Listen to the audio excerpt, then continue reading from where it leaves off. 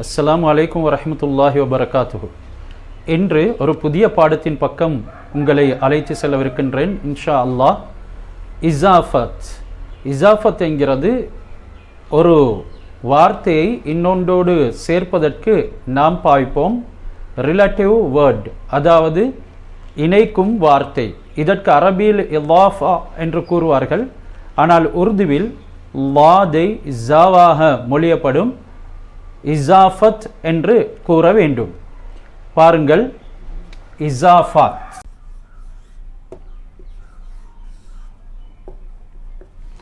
உருதுவில் நாம் இந்த தாவை காண மாட்டோம். அதாவது இதற்கு அரபியில் தா மர்பூத்தா என்று சொல்வார்கள், இதற்கு தா மஃப்தூஹா என்று சொல்வார்கள்.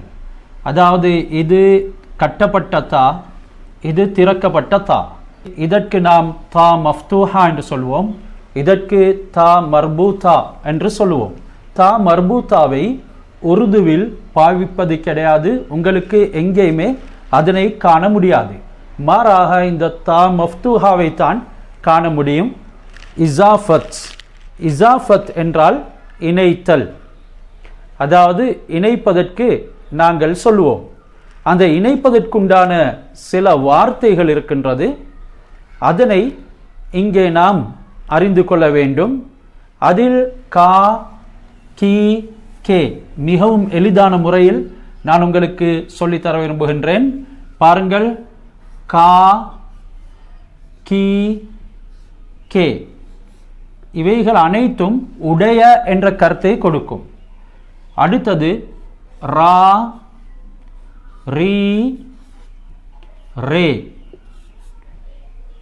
நா, நீ, நே. எனவே இசாஃபத்துடைய அடையாளங்கள் இவைகள் தான். மிகவும் எளிதாக உங்களுக்கு ஞாபகத்தில் வைக்க முடியும். கா, கி, கே, ரா, ரீ, ரே, நா, நீ, நே. நாம் இப்பொழுது உதாரணம் பார்ப்போம். ஞாபகத்தில் வைத்துக் கொள்ளுங்கள், இவைகள் அனைத்தும் உடைய என்ற கருத்தை தான் கொடுக்கும். உடைய. கா, கி, கே. ஆப்கா கலம். இந்த காவை வைத்து நாங்கள் உதாரணம் அழைப்போம். ஆப்கா கலம். இந்த ஆப்கா என்கிறதனை நம்மால் ஆப் என்று இந்த முறையில் காவை பிரித்தும் எழுத முடியும், காவை சேர்த்தும் எழுத முடியும். எனவே இந்த இசாஃபத்துடைய அடையாளம், இணைப்பதினுடைய அடையாளம், இந்த பேனையை தாங்களுடன் இணைக்கப்பட்டிருக்கிறது. ஆப்கா கலம் என்றால் தாங்களுடைய பேனை, தங்களுடைய பேனை. அதன் பின்னால நாங்கள் கீயை கொண்டு வந்திருக்கிறோம். பாருங்கள், இந்த கீ எப்பொழுதும் பெண் பாலுக்காக வேண்டித்தான் பாவிக்கப்படும். கீ என்ற இசாஃபத்துடைய வார்த்தை பெண் பாலுக்காக வேண்டித்தான் பாவிக்கப்படும். அத்துடனே கா என்ற இசாஃபத்துடைய வார்த்தை ஆண் பாலுக்காக வேண்டி பாவிக்கப்படும். கலம் என்கிறது ஆண் பாலாக புழங்கப்படுவதனால ஆப்கா கலம், தங்களுடைய பேனை என்று கூறப்பட்டிருக்கின்றது. அதே மாதிரி கீ, உதாரணத்துக்கு ஆப்கி சாபி. சாபி முஅன்னஸ், அதாவது பெண் பாலாக பாவிக்கப்பட்டதுனால முஅன்னஸுடைய அடையாளம் நாம் கீயை கொண்டு வந்திருக்கிறோம். ஆப்கி சாபி. இந்த ஆப்கி என்கிறதை நான் ஏற்கனவே கூறியதை போல இவ்வாறாக இணைத்து எழுதவும் முடியும். எது எங்களுக்கு வசதியோ அதன் பிரகாரம் அமைத்து கொள்ள முடியும். ஆப்கி சாபி என்றால் தங்களுடைய சாவி, தங்களுடைய திறவுகோல், சாவி என்று கூறுவோம். அடுத்தது ஆப்கி கிதாப். ஆப்கி கிதாப். இந்த கிதாப் என்ற வார்த்தையை உருதுவில் நாம் முஅன்னஸ், அதாவது பெண் பாலாகத்தான் பாவிப்போம். அதனால இந்த இசாஃபத்துடைய அடையாளம் கிதாபோட இணைக்கிறதினுடைய அடையாளம் கீ என்று வரும். எனவே தங்களுடைய என்று நாங்கள் இணைக்கின்றோம், தங்களுடைய கிதாப், ஆப்கி கிதாப். அடுத்து மூன்றாவது தான் நாம் கேயை அவதானிக்க போகிறோம். பாருங்கள், ஆப் கே கலம், தங்களுடைய பேனைகள். காரணம், இந்த கலம் என்கிறது முஃப்ரதாக ஒருமையாகத்தான் எப்பொழுதும் இருக்கும். அந்த இதாஃபத்துடைய அடையாளம் தான் மாறும். இந்த அடையாளம் கே என்பது பன்மைக்காக வேண்டித்தான் பாவிக்கப்படும். எப்பொழுது அந்த இசாஃபத்துடைய அடையாளம் பன்மையுடைய வடிவத்தில் வந்து பின்னால் இருக்கக்கூடியது ஒருமையாக வருகிறதோ அந்த முழுதும் பன்மையாகத்தான் கணிக்கப்படும். அந்த அடிப்படையில் ஆப்கே கலம், தங்களுடைய பேனாக்கள், தங்களுடைய பேனாக்கள் என்று நாம் கூறுவோம். இதே போல ரா ரீ ரேயையும் எங்களால் அமைத்துக் கொள்ள முடியும். பாருங்கள், துமாரா அல்லது தேரா. துமாரா என்றால் உங்களுடைய, துமாரா உங்களுடைய, துமாரா கலம் உங்களுடைய பேனை, துமாரி கிதாப் உங்களுடைய புத்தகம், துமாரே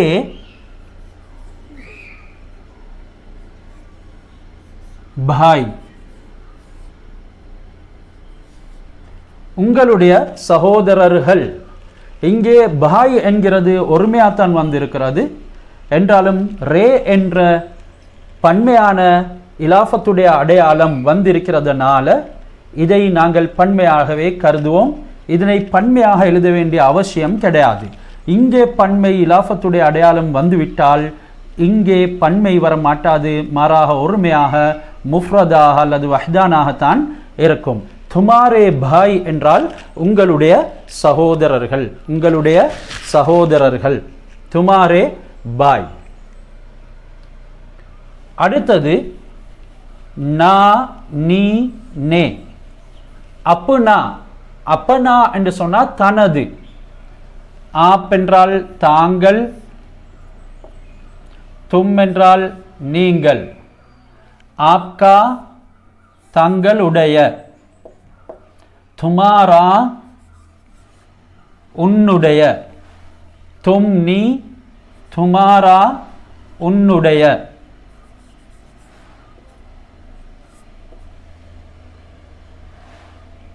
மேலும் அப்புனா, அப்பு நா. பாருங்கள்,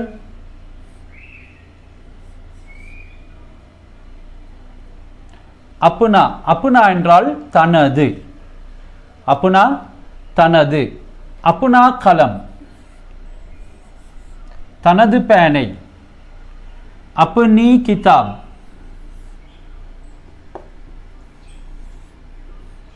தனது புத்தகம். ஏன் அப்புனி என்று இந்த பெண்பாலுடைய அடையாளம் வந்திருக்கிறது இலாஃபத் செய்வதற்கு? கிதாப் என்கிறது பெண்பாலாக இருக்கிறதின் காரணமாக அப்புனி கிதாப். மேலும் பாருங்கள்,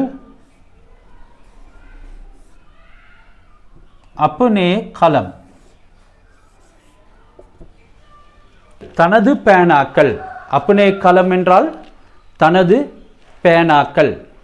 இந்த முறையில் நாம் இசாஃபத்துடைய விடயங்களை எங்களால் படிக்க முடியும். இதுக்கு பின்னாலும் முக்கியமான உதாரணங்கள் இது சம்பந்தமாக வரும். இப்பொழுதைக்கு தாங்கள் ஞாபகத்தில் வைத்துக்கொள்ள வேண்டியது கா கி கே ரா ரி ரே நா நீ நே. இவைகள் ஒன்றுடன் இன்னொன்றை, அதாவது ஒரு பெயர் சொல்லுடன் சேர்ப்பதற்கு பாவிக்கக்கூடிய இசாஃபத்துடைய அடையாளம் என்கிறத நன்கு ஞாபகத்தில் வைத்துக்கொள்ள வேண்டும். இதனை நல்ல விதத்தில் கிரகியுங்கள், நல்ல விதத்தில் உள்ளத்திலே வைத்து கொள்ளுங்கள். நாம் உங்களுக்கு உருது கா இதா, அதாவது உருதுவினுடைய அடிப்படை கிதாப் என்ற ஒரு சிறிய புத்தகம் இருக்கின்றது. சிலருக்கு அது தெரியும், தெரியாதவர்கள் இஸ்லாமிய புக் சென்டர்களில் இதனை பெற்றுக்கொள்ள முடியும்.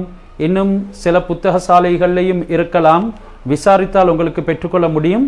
அந்த உருது கா இதா, உருதுவினுடைய அடிப்படை கிதாப், மிகவும் இன்றியமையாதது, அவசியமானது.